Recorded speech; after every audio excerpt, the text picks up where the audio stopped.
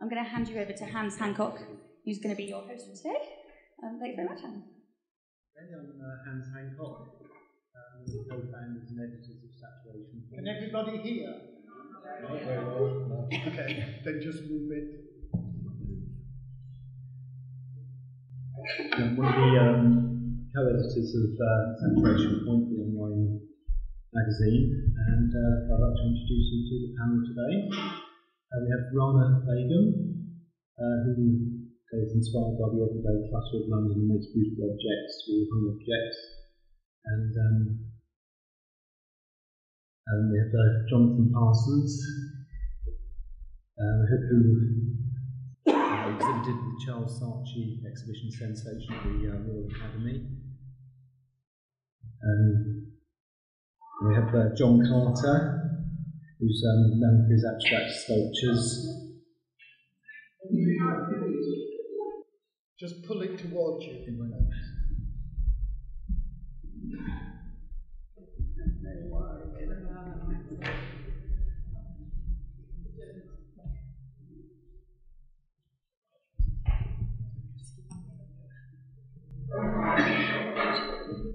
And we have John Carter, who's best known for his abstract sculptures, and his work frequently described as being a dialogue between painting and sculpture.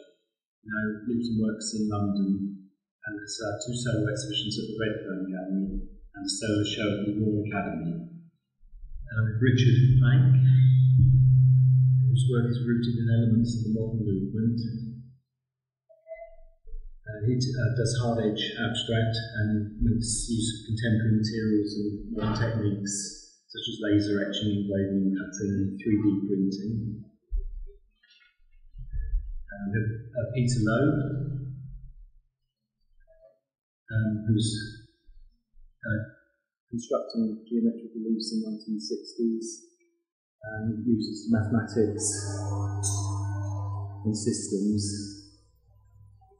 And in front we have Vivek Dogla, who does installation using colour and it's exhibited widely in the UK and abroad. We have Natalie Gower, whose interest in the work of her colleagues Malcolm using Michael Kidman led on to making work using constructivism, again using mathematics and science to stimulate her ideas. My name's Vivek Dogla. I hope you can hear me. I've got a much louder voice, which is probably not a good thing in social relationships, but useful in these occasions. Let me explain what we want to do. I mean, conventionally, audiences have a responsibility, and it's to be silent, to laugh, to clap, to cry. This is a different occasion, and we'd like to make you part of the conversation. So, on the other hand, my insistence is that if you do contribute, you contribute with the eloquence of Billie Holiday and not much longer. So I don't want any Hamlet-like speeches. It's a pleasure to have this wild and very different generationally composed panel with me. You know, there are people who were at art school in the 90s, and there are people at art school in the 50s, and at most generations in between. So it's not simply that we've got a panel, but we've got a history, and it may be we've got a number of histories. I'm just going to, before I start by asking questions, I'm just going to make 3 observations which I hope are helpful. One is, as I look at the work around the room and as I know the work of these people, there is no essence to this work. It was Wittgenstein who famously said, there is no essence, there is simply family resemblance. So the really interesting question is whether these people do actually belong to a family or belong to families. The second is, there's a wonderful quotation, or wonderful line from W.H. Auden in his poem on the death of Yeats, where he said, the words of the dead are modified in the guts of the living. the words of the dead are modified in the guts of the living. And whatever the origins of these movements are, they're endlessly modified as history and individuals transform them. And the third question, which I would like to come to at the end, is, as I read the press release for this and read different observations, there are many different ways of describing this: geometric, reductive, constructivist. But I also remember there's a wonderful quotation by that old English radical William Morris, who said sometimes you have to ditch a word and fight for the word under a new, fight for the practice under a new banner. And so one of the things I'd like to come to at the end is the degree to which actually whatever we see on the walls and whatever these people practice, whether actually in 2015 we need to find a new vocabulary to describe it, which actually, as you can tell, is what I believe. I spend a week a month in China, so my world is partly shaped by that sense, and I've just done a big retrospective in Shanghai of Sean Scully, who in the early 70s might well have found himself on a panel like this. But the reason I mention this is China is now getting very, very, very interested in abstract art, both in Western and its own tradition of abstract art. In fact, some of my toughest Chinese friends always tell me that after all, abstract expressionism was simply unimaginable outside Chinese ink painting. And when you look at Robert Motherwell and others, you can see there's truth in that. So we gather together at a moment when abstract art isn't simply being reassessed in the West, the two Malevich shows that have been on, but actually is globally being rethought. And I think that's a very interesting moment. So I want to begin by asking each of the panel just very briefly to tell us when they first encountered work like this and why it mattered to them. Richard? Even for that. That's not too bad. I can speak quite loudly. Yeah, you're a noisy one. I am a noisy 1, 2, 1, 2. I don't think that's on anyone. For me, it was quite simple, really. It was around about the late 60s when I first went to art college, and I had a very academic training, which was unusual even in those days at Harrow School of Art. And I first came across this kind of abstract work. And the first thing that hit me was just the visual power and newness to it. And I was fortunate enough to also be trained by a number of the people who made this work when they were young, fresh, exciting artists. And it changed my life over the course of the next few years. And I still believe the work is as fresh and strong now as it was back in the 70s, 60s, 70s. My own focused development then became more European movement. Well, then we'll come on to that in a moment. Quite right. Jonathan?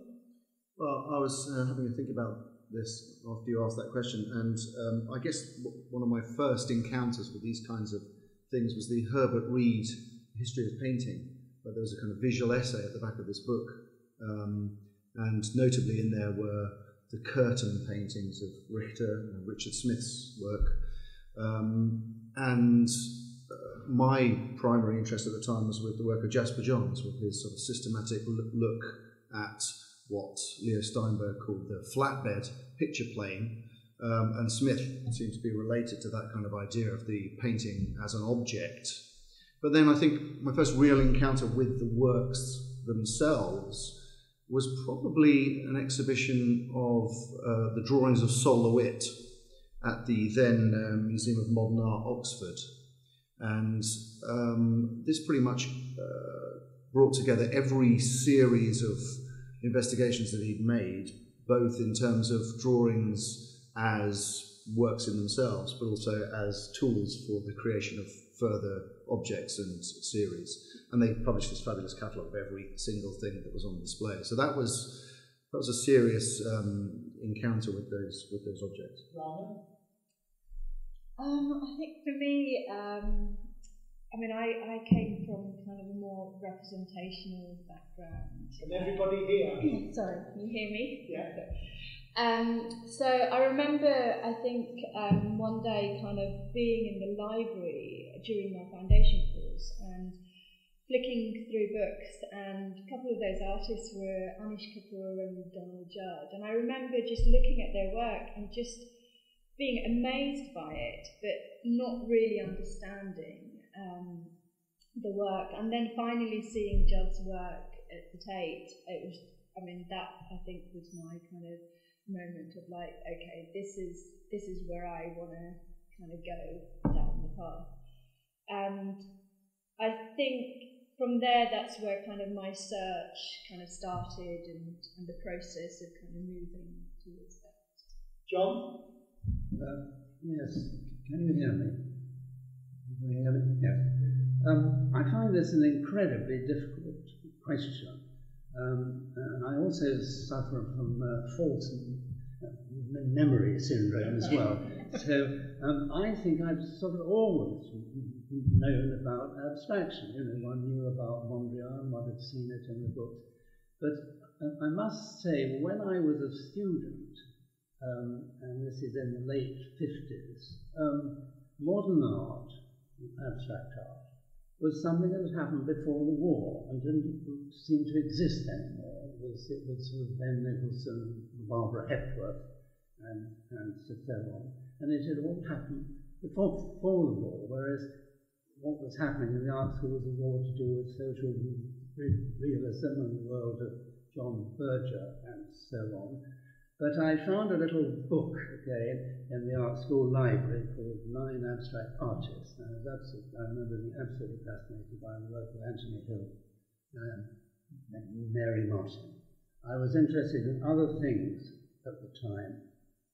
I wasn't influenced by it at that time, but it came in later. But it was a very, very strong thing. In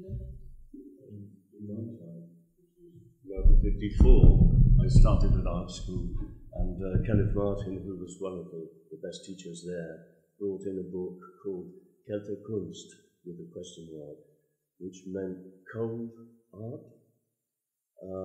In those days, it was common for people to dismiss it by saying, it's cold and clinical. You don't want to get involved with that. It's cold and clinical. And the French had a word for that, which was abstraction froide, cold art. So if you did that sort of work, I suppose you couldn't expect to be particularly rewarded for it. And you were. Eventually. But may I just say a few words about the book Kalte Kunst by Karl Gerstner? It was in German, of course, but then the illustrations in this book were of work by Max Biel, Richard Paul Lohse, Campbell Greiser, Marcel Weiss, who their works were analysed and deconstructed, I think is the word I'm looking for, so that they spoke really eloquently of structure and system and order, and I'd never come across anything quite like that before, and it had a tremendous impact on me at age 16 or 17, and also at that time abstract art was something that was not encouraged, because like Nick and like Rana, I had an academic training, life room mostly. Two of you have mentioned European, and there's a famous essay by E.P. Thompson called The Peculiarities of the English. How far did you feel when you were thinking about making your own work now, rather than looking at someone else's, that you needed to make European connections? John? Very interesting question, actually, that, and it really, I was tremendously influenced by American art, was of my sort of generation. And it was only when I first started showing in Germany that I really made the connection with the things that I was interested in, that were not American, essentially. They were something else. I mean, I like to think that art is international, really. I don't like the building up of nationalisms in that way. But I certainly have made no attempt to make English art. What do you think English art is, just briefly, John? You have half a minute. That's a good well, question. Ivan Hitchens. Ivan Hitchens. That's fine. That will do as a reference. That will do as a reference for you. The same question, Richard, to you. It's the first powerful influence to me, the name mentioned before, was Sol LeWitt. When I was at Brighton College of Art, I was doing multilinear drawings. So American influence, and of course one couldn't avoid being influenced by all the American contemporary art that was going on. Then slowly, I became aware of European movements. Obviously one finds Mondrian, perhaps the first, and then built up through Russian constructivism, the style Dutch movement, art concrete, and lastly with myself, very focused introduction to the English Systems Group and the Constructionists, with the marvellous Anthony Hill, of course. And that is where I first had the pleasure of meeting my friend Peter Lowe. So it built up from American influences to a knowledge of European movements. Peter? The first name that comes to me, of course, is Max Biel, architect, painter, sculptor, theoretician, educator. But like Dick, art concrete art, systems, artists like Georges Van Tongerloo, the Belgian sculptor, and also Kenneth and Mary Martin. Mary Martin especially, because Mary Martin did a very short course at Goldsmiths and packed it with information and was very good communicator. I've left the two youngsters on the panel till last, partly because that moment of the tension between European and American is transformed much later. You know, by the time you two get to art school, you're both 1990s children in art school terms, in a way that the old conflicts are kind of different. They've been formulated remarkably different. Suddenly the world is much more porous. You know, the world is no longer America, Europe and England, but a much wider. Rana, you. Actually, that's quite interesting what you just said, because when I was at art school, especially at Chelsea, I didn't really feel that kind of separation.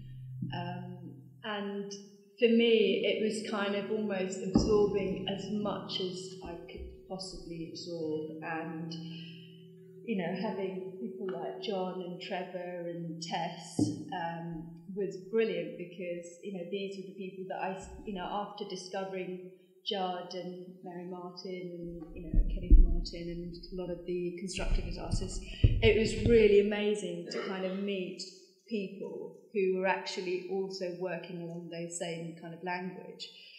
And yeah, I mean, it was fantastic having Gary Woodley kind of and John kind of being there and kind of helping to understand that language, because that's what I was really struggling with kind of during that period. It's an interesting point, which is the encounter, the pedagogic encounter, is important to everybody, one way or another. And sometimes the pedagogic encounter can take place between yourself and a book. It doesn't necessarily have to be a kind of person.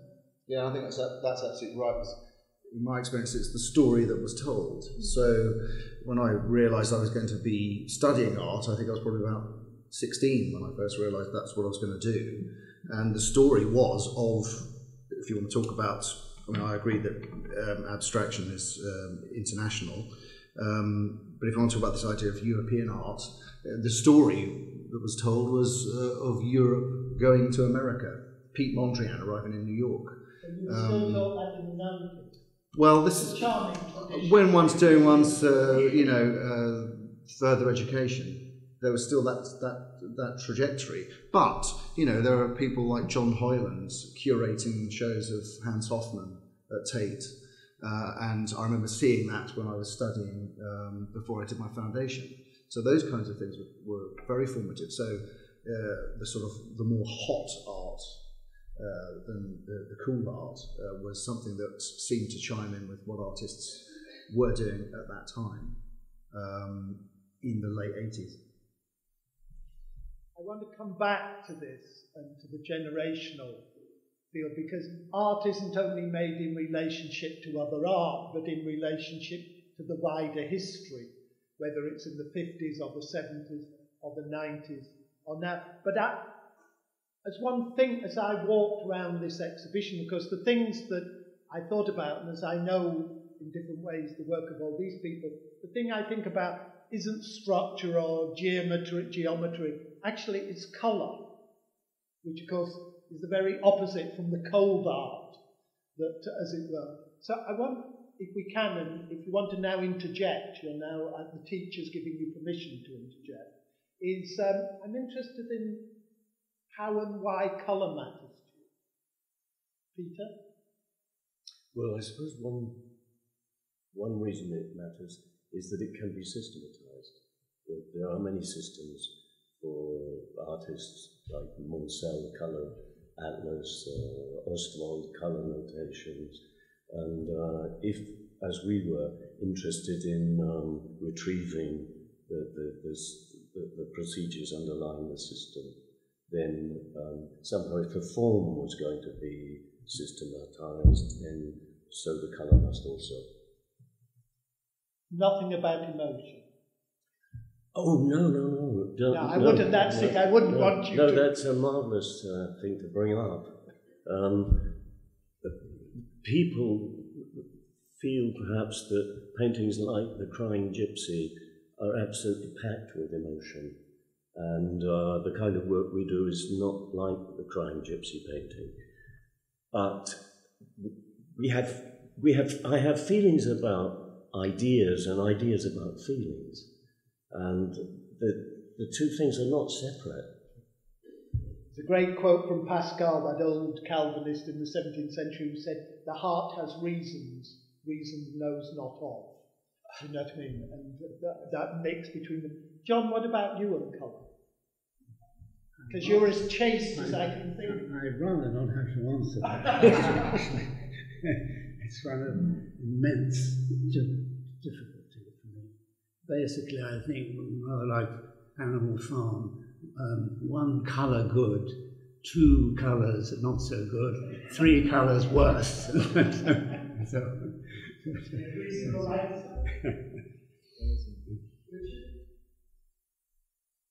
I'm wary of colour getting in the way of what it is I'm trying to structure. I want colour to divert the attention from the patterns of structures of theme and variation that I'm working with. Why? Because it can have a separate emotional response that I don't particularly want. It can lead one astray from the core of the work. But of course it is integral, it is incredibly important. So it's difficult using colour for me, it is not easy. Are certain colours easier than certain other colours? I don't know. Fine. Jonathan? It's incredibly hard, but for me, it's the stuff of everyday experience. We experience colours all the time, unless we've got physiological problems. And I've made a systematic study of colour, and I think using systems in the studio and working on colour names, for example, ways of categorising colour, that's a way of dealing with this kind of possibility of feeling that you're going to be completely overwhelmed by colour. And so... It's interesting, two phrases. Led astray, which makes me think of religion. Do you know what I mean? As if colour is some sin, that one can be led astray and overwhelmed, and you don't have to be a Freudian to think overwhelmed is an interesting term to use. But it's absolutely essential. And what I mean by that is when you make a study of colour, it gets into you and it crawls around inside you and it sort of takes over your thinking. I mean, for me, colour and structure are the same thing. It's really interesting because that's kind of quite similar to how I feel now with my work. I feel like I can't actually ignore colour. It is part of the form, the light. That's all those elements that are in my work. But I remember, at a time during my degree, actually really struggling with colour, just in finding it incredibly difficult. I mean, for a start, I couldn't really mix. Every time I mixed something, it just ended up being really muddy and mucky. And so it was something that I knew that I couldn't do. And I didn't know whether because I didn't understand it and that every time I tried painting, it just looked really horrible. Visually, it just didn't look right. And how did you know that? I think it was like looking at my work that I did during my degree, and looking back, I realised that it was something I needed to really spend quite a bit of time, and I knew that paint wasn't a way for me to understand colour, and that's when I suddenly realised I was collecting materials that already had colour, that already had some kind of form.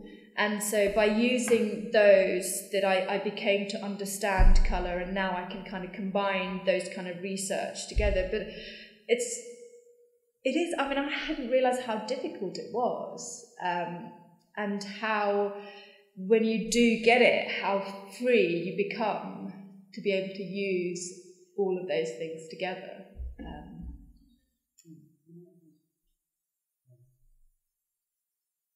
Meaning to interrupt you, I just mean to add to this. I think for people who work mainly with a sculptural kind of structure, which you do and I do, it's an entirely different issue from colour in painting. And it's very hard to talk about this. I have in mind to write a treatise, Carter's treatise on colour, but one day I'll get round to it, because with objects, it's also, with sculpture, but also the quality of the material is extremely primary, I think. And whether you're using the natural colour of the material or whether you're painting it, as both Roman and I do, there is still this awareness of what the material is. Although it's a very complex issue. I mean, just going from that point, I mean, it was kind of, I mean, I didn't really plan to kind of, the way my work's developed, I didn't really think like, okay, I'm going to kind of do this first and then that. It just naturally, when I really stripped back and tried to think about what it was that I was interested in, the first thing that came to my mind was light and form. And so those were the things that I started kind of researching during my degree. And then later on, it was like, okay, hang on a sec, the work isn't just about light and form. Actually, colour is part of that, because throughout the day, the work is changing, because of the way the light falls. And the reason it's changing is because the colour is embodied in the work, embodied in light. And so that's when I was like, okay, I do actually need to kind of focus. And then seeing those things come together, colour became light, colour became surface. So it was really difficult to take it apart, kind of almost separate it, if you like. I was going to bring, if I may, Natalie and Lota. Neither will be embarrassed to be told that Natalie was an art school student in the 50s and Lota in the 90s. But Natalie, in the sense, you and John may have some of the same preoccupation. I'm not quite so puritanical. One thing that nobody has mentioned with regard to colour. Oh, forgive me, can you stand up there? Yes, I will. Perhaps I can face the other way, yes. One thing that hasn't been mentioned so far is that colour really is, as far as I'm concerned, relationships. The same colour provided with another colour will look completely different. It's like a game of chess. So I'm I find colour very difficult, but it does seem to rely entirely on relationships rather than the colour itself. A question was asked about whether there was a favourite colour or a difficult colour. I find blue a difficult colour because blue is, with associations with the sea, the sky, it is very difficult to get blue to be actually concrete. So I do find that a difficulty.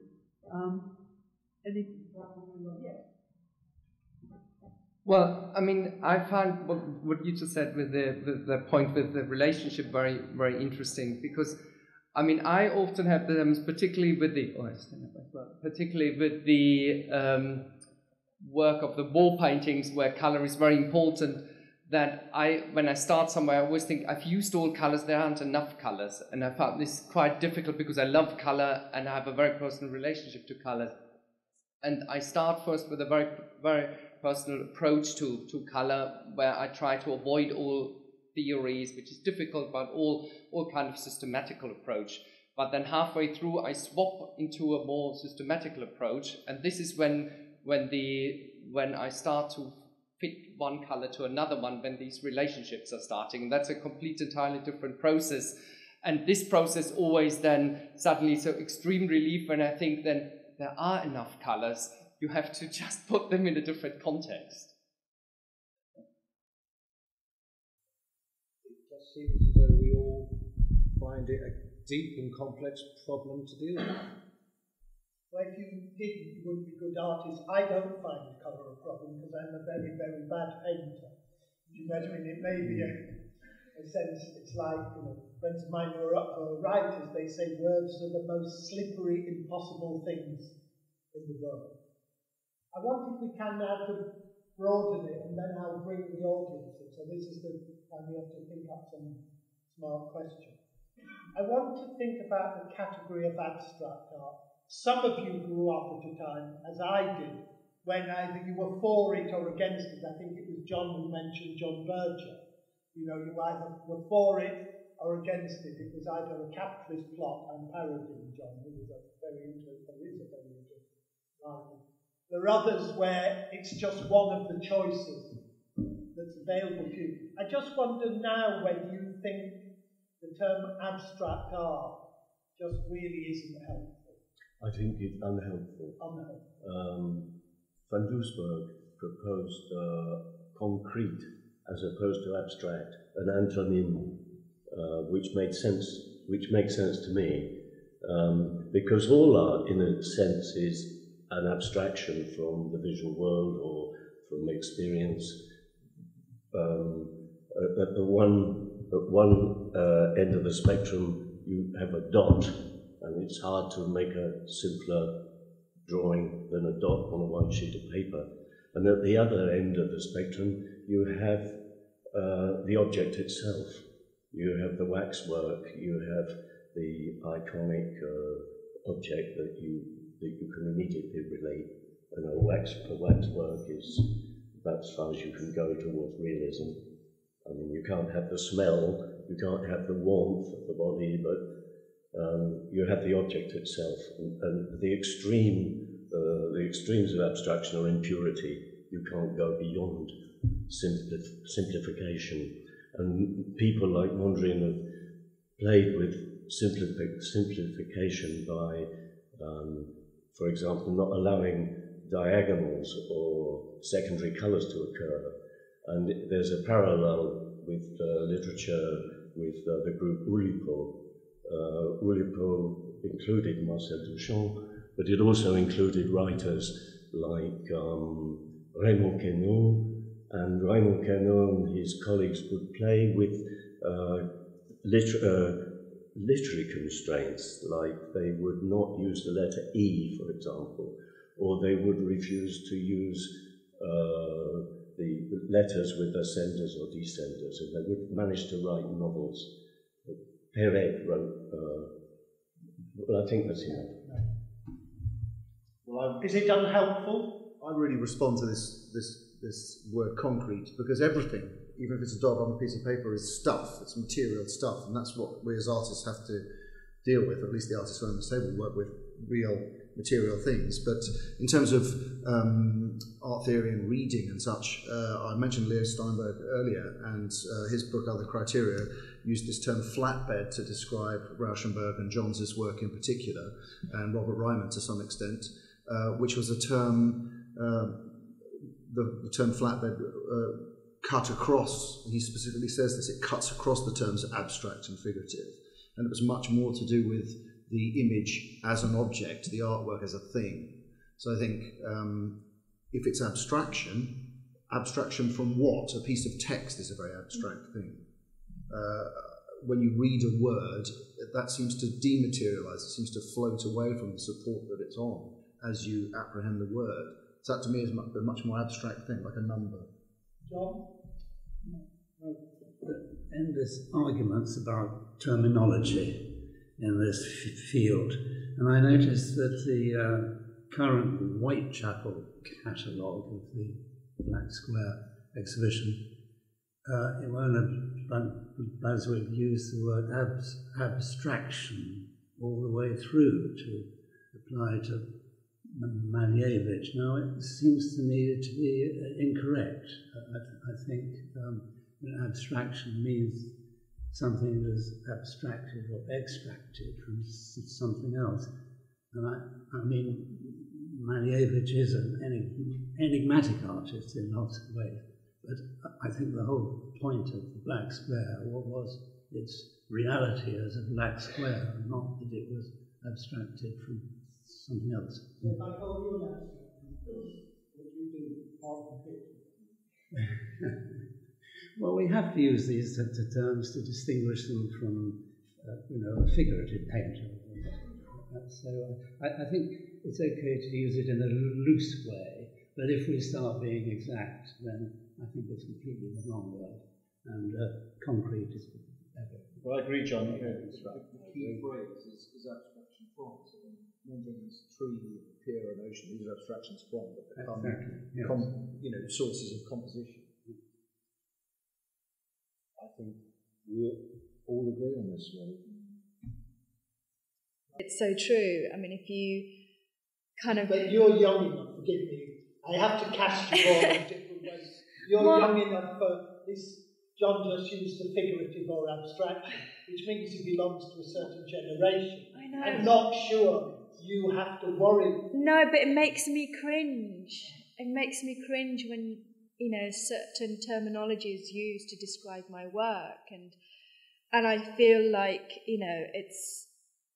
it just basically closes doors for you. And I think, John's right in terms of, if you're using it loosely to kind of describe word and describe to people who may not actually understand the language that you're using, it's okay. But then if you're kind of really going kind of deep into the work, I don't think it is something, concrete. It's much more, and something that's much more pure, I feel. It's, there's a lot of words that's quite cringing for me when people use. I was just going to say one way around this might be to distinguish between informal abstract art and formal abstract art, and I think most of us are dealing with formal abstract art rather than free expressionist approach. If we look back historically, Malevich is inevitably mentioned. There was a kind of utopian dimension to that abstract art. Now, my Methodist teachers taught me that repentance is unlike innocence. In other words, there's no way back to that earlier moment. So I suppose I want, and I'm going to bring Natalie and later in as well, and this, the degree to which when you think of your loyalty to the kind of work you make, and you have made, and some of you have been making it a long time, so there's a kind of a the quality of a marriage or a long-term marriage about this relationship. Do you still think of it as utopian, John? I don't think we're entitled to think of it in the same way that the abstract, not the abstract, that the Russians did, and the idealism of that came into the post-war period. I just don't think we have that anymore, and I would like to have it, but I don't. What do you have if you don't have that? Well, I have my commitment to the work, which also involves an aspect of sort of pseudo-scientific research almost, and the excitement of exploration and the interest. I mean, it's the most interesting thing in the world, I think. But the politics, I can't do that anymore. As Peter's mentioned, the work can often be cold, soulless, and lifeless. And in fact, I think it's always been the very opposite for me. It's distilled, focused, it has to be lasered, but underlying it as a deep, deep passion and intensity. Now, it isn't of a particular order, it isn't religious, it isn't political, it's hard to know how to say it. It's an intense inquiry into human existence. There are different ways of looking at that, but it is there, if not utopian or political. Inquiry scientific. They're cognate terms. I would accept the word scientific in some ways. I was just thinking of the excitement of making a discovery about certain things to do with form. And that brings it close to mathematics, and that you can share information with mathematicians and they can take you further, because I'm not a mathematician, but my work's benefited from the input of mathematicians. Natalie? Sorry. Very much agree with that. I am no mathematician at all, but I found very exciting the extraordinary things that happen when you use quite basic rules of mathematics. I've sometimes thought that my ignorance has been a benefit, in that I can get excited about things like root to rectangles and Fibonacci series, numbers and things. And I then play around with them, and I find that totally unexpected things happen. And I find that very exciting. I think if you aren't excited about what you're doing, you're not going to do anything which is going to interest anybody else.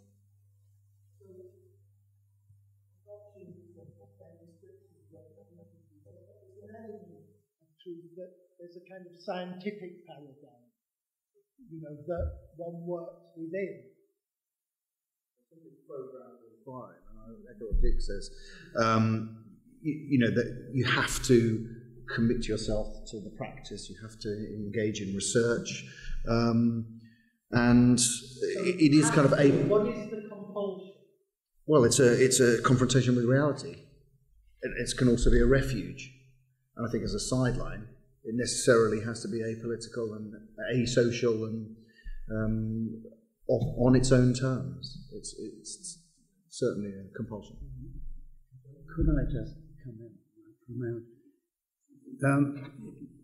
If you're trained as a figurative artist, drawing from the motif, from nature, from the figure, this is the objective kind of study which backs up the work.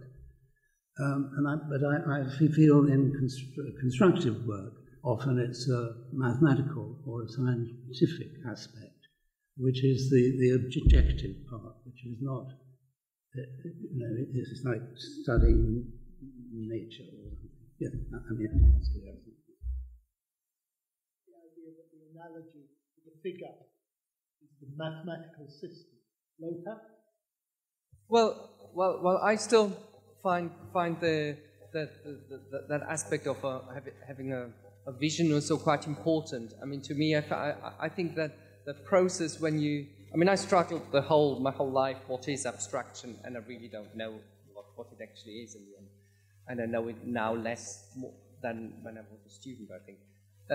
But I think that moment where you abstract an idea or something which you've seen or your experience in the world, you transform it into a piece of work or something, that has something visionary in itself. But not in that I completely agree with this. I found it difficult, not in this kind of making a statement, this political aspect, whatever in the Bauhaus or at that period, early modernism was very clear to do, and they had to do it because they had to justify themselves against lots of enemies or so. That was clear. I mean, I don't have that any longer, and I think this is very difficult nowadays because that has changed completely. But this kind of personal vision, this personal utopia, that for me still exists. Yeah, I agree. I think, you know, at that period, you know, because of the transition from kind of the representational to something that was new, it was kind of almost needed. I feel, I don't know, I mean, our generation, I don't think we feel that struggle. And I think that's where, yeah, it's... Tell me what you don't feel. What do you feel? I think you feel kind of struggle within in terms of kind of your own research, if you like, your own kind of what it is that you're trying to discover within your own work. I don't think in terms of as a body, it doesn't, it's not that. Sorry, I was going to say that I want to bring people in, so you could just simply wait until the microphone is If you put your hands up there. Hello, I'm Timothy Hyman. I'm a painter and writer. Just when I walked through the Judd retrospective at the Tate, it definitely had a utopian air. So it's not entirely generational. I mean, is that right? I mean, Donald Judd wasn't that much older than some people at the table, if older at all. So, I mean, the loss of the utopia, I think it's a good question, if it has been lost. Been lost a bit. I think we've, I don't know, I mean, if you look at kind of a lot of the artists, young artists these days, I think it's, I don't know, I feel like it's become a lot more about the self rather than kind of, I don't know if you agree, but it's... Yeah, and it being kind of, I mean, there is definitely, you know, some of the subjects that may be dealing with are social and political, but I feel, you know, the self takes priority in terms of, you know, the work, than a language that brings people together. I don't know if I'm making any sense. I hope these are all continuing. Yes, hi, I'm Sue Hubbard. I'm a writer. On art, and among other things. I'm really interested in your last remark about art about the self, because for me as a writer, that's one of the problems about where art has arrived at. You know, we're talking, people like John are talking about sort of 50s abstraction and systems painting, all these things. And at a certain point in modernism, it seemed fine to move away from the figure because, you know, the world was in chaos. The figure was sort of something absolute, and what people wanted to do was to experiment, to, you know, religious faith was going and all the things that we know about. But one of the things that I was really taken with is, as artists talking about the use of materials and colour, there was this, you know, people were talking about different systems and things. And then people kept on saying, well, you sort of know when it's right. Now, for me, I want to know, what is this right? Is it a moral right? Is it purely an aesthetic right? And if that, what's that based on? And I think that that's one of the problems that we have, well, we've come to at this point, you know, how we assess what is right. If you ways, there are different groups assessing what is right. There's a critical rightness, there's the rightness as you're making the work, there's the rightness in the particular historical moment in which it's made, a different moment in which it's received, a different, yeah. John, how do you know something's right?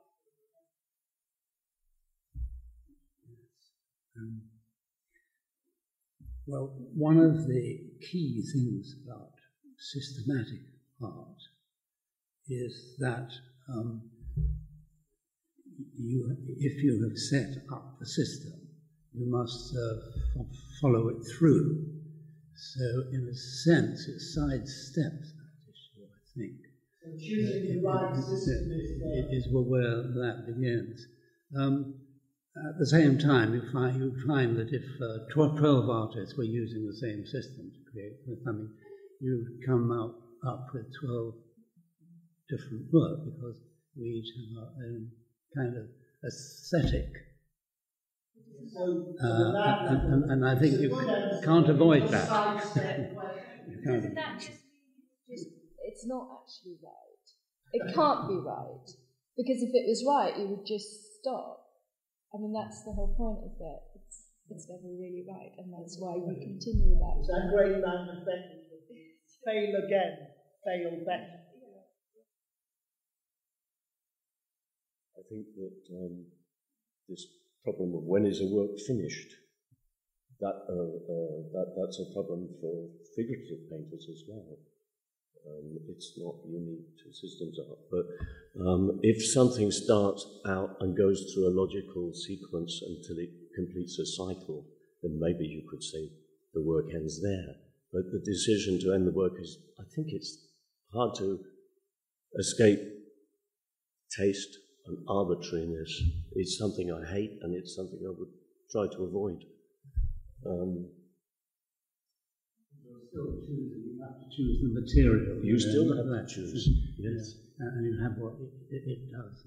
Yes. But there might be... What size should it be? Yes. Both of you are using the term right, I suppose, to pick up Sue's term, in aesthetic terms.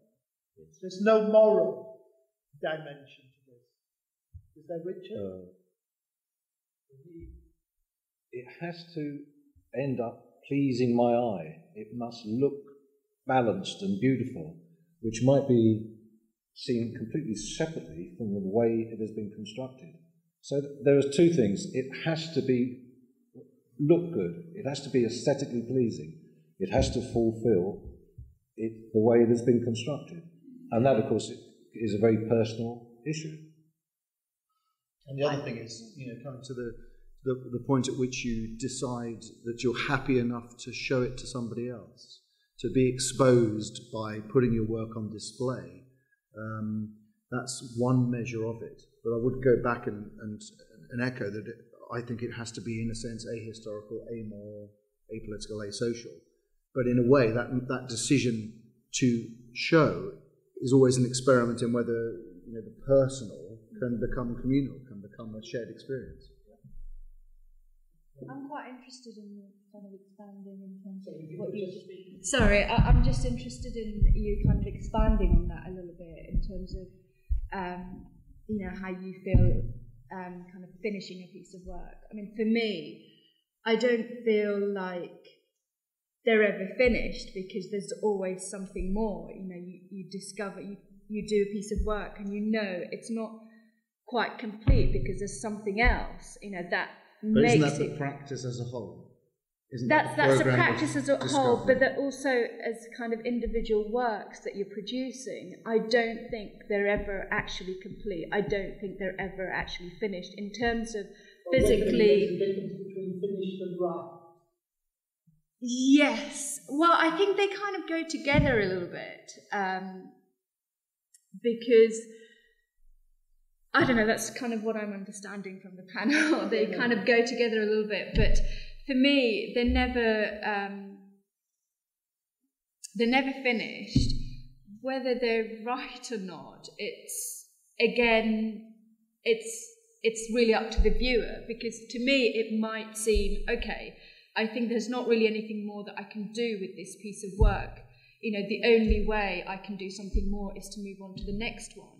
Because you're and right, that's the artist is just the first viewer. Yeah. You know, it was Barth who said the writer is just the first reader. Yeah, but also, I mean, sorry, kind of like, I don't know, there's something else within that, because the language that we all use, it's a quite universal language. So it's, you know, you're not.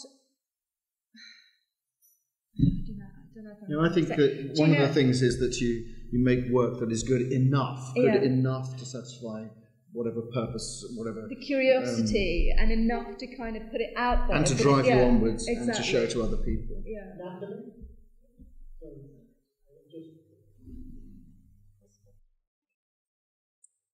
I find the sensation of whether a thing is right or finished is very close for me to the experience of listening to music. One has a strong feeling, again, there can be differences of opinion about music, but the sensation you get from a piece of music, which is absolutely wonderful, is very much the kind of sensation I've been looking for in trying to decide whether I'd got the painting right or not.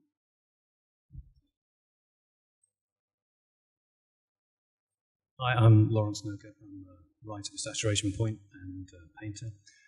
I'd quite like you to draw your attention to the work in the exhibition, in a sense, because I think all the works in the exhibition have a kind of their own utopia and perhaps their own phenomenology.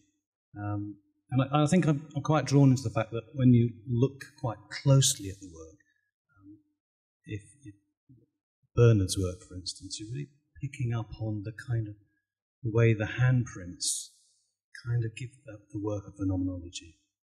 And I get really drawn into the way that's depicted. Because I think, in a sense, that their own personal kind of utopian existence, because you get very drawn into that sort of space, I think. I think it's almost in terms of your own rules, your own systems that you bring to that utopia. Because I think utopia in a way is a good place, but in some ways no place as well. I mean, I just wanted to just talk about Colin's work as well. I mean, I like the fact, very, very briefly, sorry, one thing about that is that he, very, in a moment of serendipity, he was visited by a friend, a mathematician, and his friend said, God, I like all the schools and things you're doing with mathematical thoughts. And he offered to give him the possibility of ringing up his university. And he had the chance every day to sort of ring them and say, here are the kind of algorithms I've sorted out. Here are the rules. Can you use your computer, which was a PC or pre-PC, and work them out for me? So I like that kind of serendipity interwoven with the phenomenology of praxis.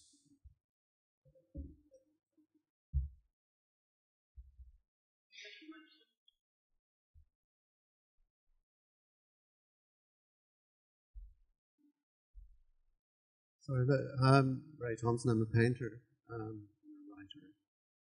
And I was just thinking about, I've had occasion lately in the context of an exhibition by a very fine artist called Jean Spencer to address the problem of chromaphobia and chromophilia as it relates to system or the absence thereof or the problematicity thereof.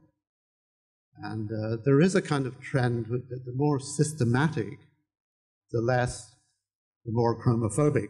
And I do think that has a kind of religious thing, as you said, Philip. But that's not really my question. My question is that within that tradition particularly, there has been a link to some might call it the utopian thing, but definitely a project of modernity, a kind of enlightenment project, if you like, which many people these days, because it's not as universal as it pretends, it does tend to exclude quite a lot of people. And I just have been speculating about how that might change the politics of reading around this work. And this is a question. Yeah, this is the question, actually. And does it, the fact that that project is now falling apart, does that mean that, that ethos within systematic practice is also falling apart? Thank you.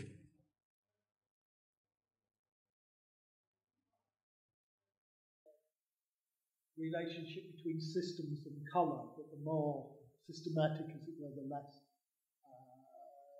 chromaphiliac. The other issue is the much larger issue, which takes us back to Kant and Hegel and late 18th century modernity, although modernism and modernity are very complex related, they're not the same thing. Whether that project, in a sense, has failed. And I suppose I think I should ask each of you this individually, because you have to live through this. John? The question is, I'm doing my best.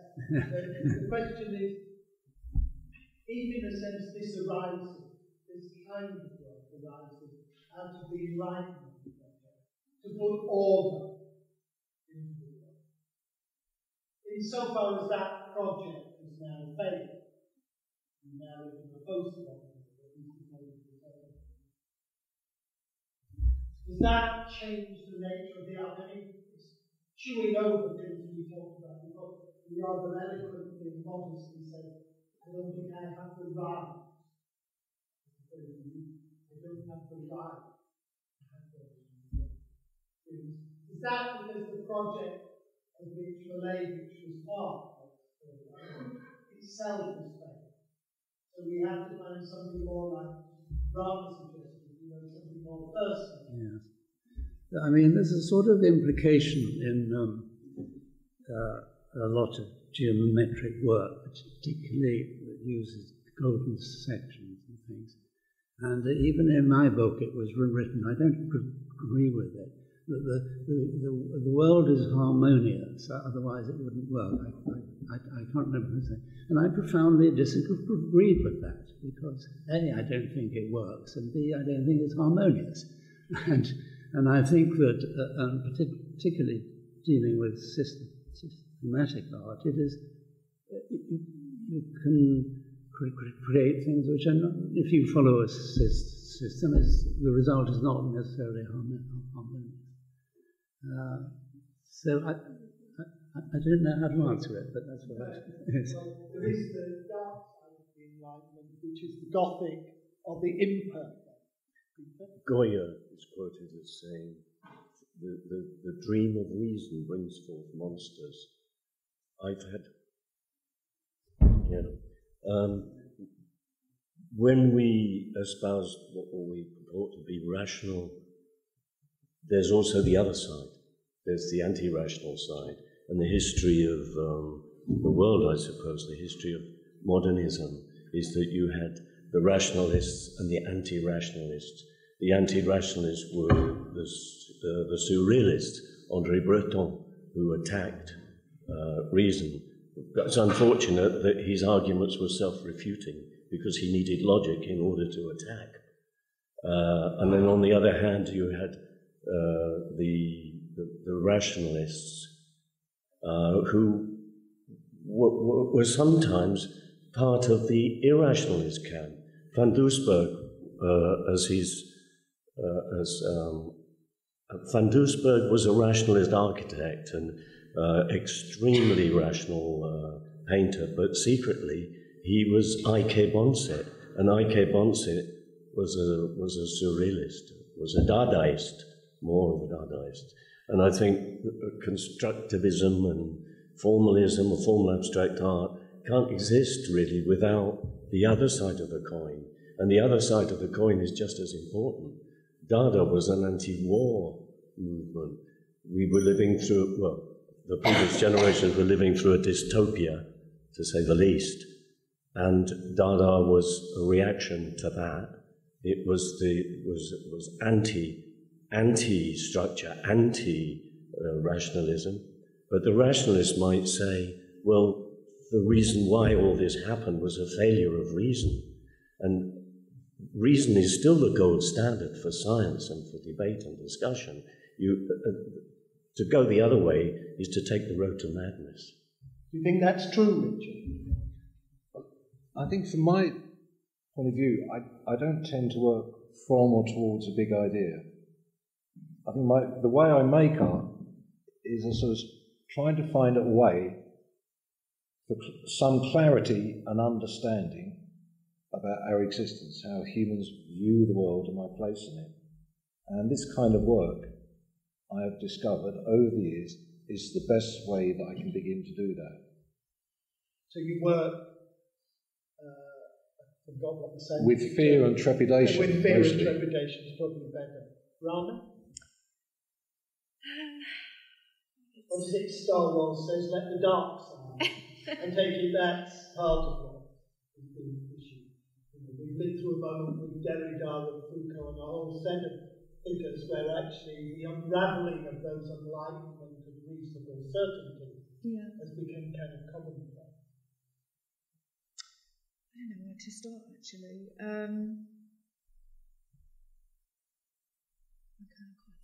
Okay. Sorry, Jonathan. I think this is the question is connected to the kind of stories we tell ourselves to be able to get a handle on the enormity of everything that happens in history. And I think the flip side of the coin is this idea of metaphysics and transcending the material in a sense, because you could think about traditions and places, times and places where geometrical visual emblems are used as objects of contemplation and as methods to transcend the physical. So that would be my flip side of it: the non-thinking, the empty mind. Lothar, you come from a German heritage where most of these ideas of enlightenment and anti-enlightenment come from. Although you were educated. Well, I mean, when I was still a student in Germany before I came here, the moment of the sublime, and that we were talking about that endless detail, you did not know any longer how to do actually any work, and for me, I had to forget that in some point to be able to start moving again. But I mean, I do find, I mean, that question is actually interesting because I do find it more difficult when I want to bring into the work dark sides, this kind of, I found this in the abstract word far more. When I want to do that with shapes and things, the kind of language I'm using, I find this far more difficult than other subject or other ideas, because it is kind of, it very often ends up just to look elegant, but not dark. And it's quite a challenge, and I find it, I mean, for me, I think it's an important aspect of the work, but it's difficult.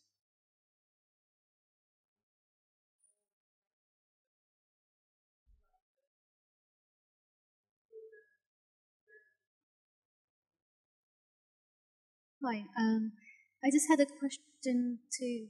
You mentioned Solowitz as an influence, and initially I was surprised because this debate is about abstraction. I know you're all questioning that term, but I always connected Solowitz with conceptualism, conceptual art, which tends towards dematerializing art. And I know there's a paradox there because conceptual, we know their work through the physical objects that they made. But anyway, I was wondering if you had something to say around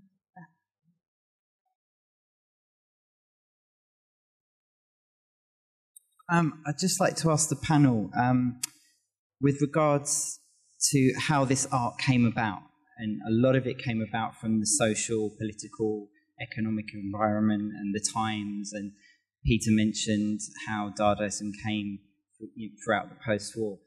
Do you think that artists nowadays have to fight harder for reasons to make this kind of art?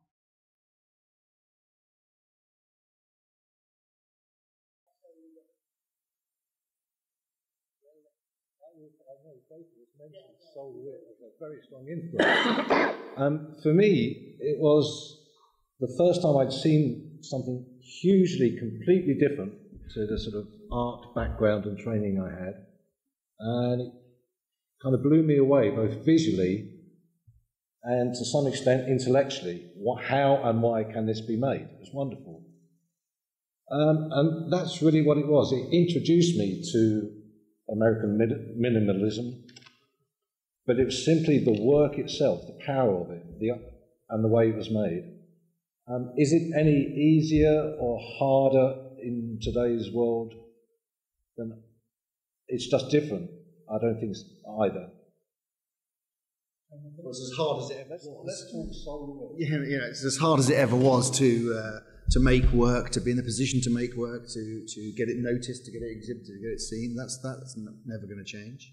But I think, to return to the first question about Solowit, all artwork is the product of human consciousness. So whether you describe that as thinking or conceptual or linguistic or emotional or whatever, it comes out of a personal story.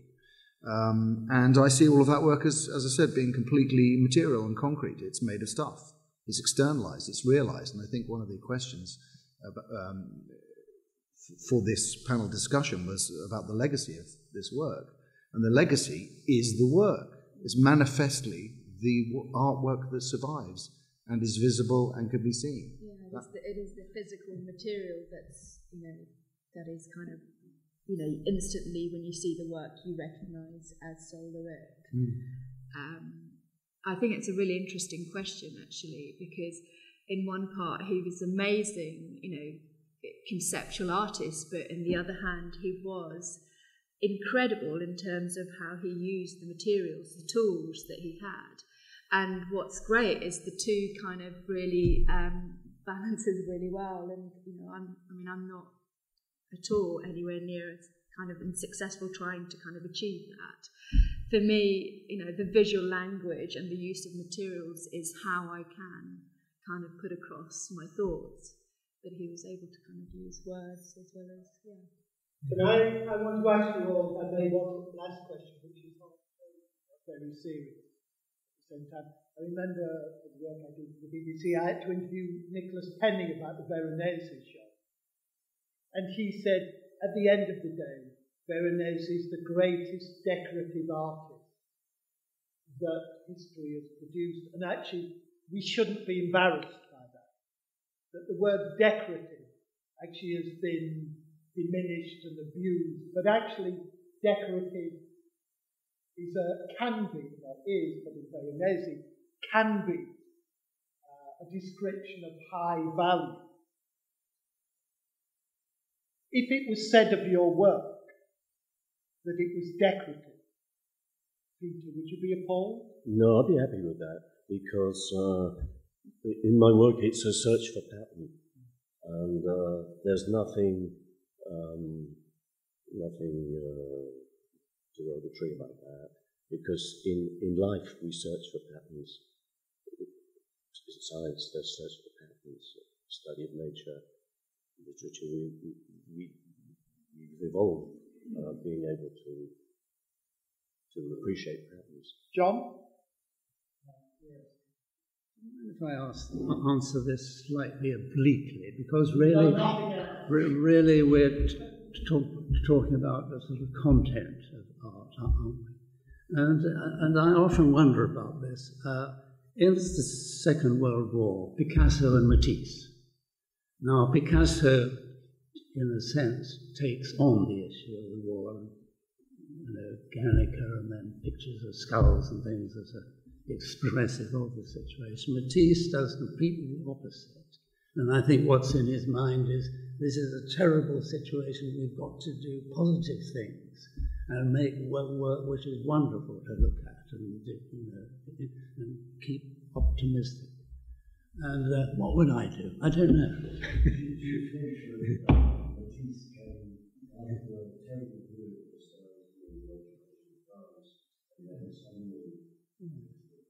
French needed an artist at the time in some of the and therefore this man coming with his blue collages and colour was just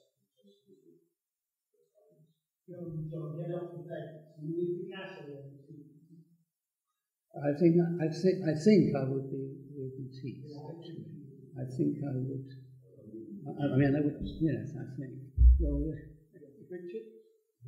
I think if someone called my work decorative, if I thought they were coming to that with good intentions and an interest in my work, then I'd be happy to accept it. If I think they were coming at it because they didn't like my work and in a sneering tone, it would probably upset me. Jonathan? Well, it can be a term that's dismissive. It can be, oh, that's merely decorative. But there's another sense to the word to decorate. You know, a lot of these objects have decorated the spaces of wealthy collectors. So there's also that idea of a trophy or a prize. But you know, as long as they're decorations that make you think, I think that's the most important thing. I think so. I think you're right. I mean, it's, you know, I'm really inspired by decorative art because it creates a space, an experience that I'm really after, kind of seeking in my work. So again, it depends how they use, you know, how that word is used in terms of my. Don't mind being described as very nice. I think my work has been described as decorative, especially the earlier work, when I was kind of researching colour. But again, you know, I kind of look at it as a positive. I look at it as something that's kind of full of, you know, lush, kind of depth, colour, and all of those things that are in the work. So. Can I thank, at least for me, what's been a fascinating and honest conversation between these 5 artists. I thoroughly enjoyed it. And Hans, maybe you want to say something at the end? Thank you for coming in. And we should have Rotary and Natalie, who are here on the front, but have been with us in every way possible. So could I thank you all?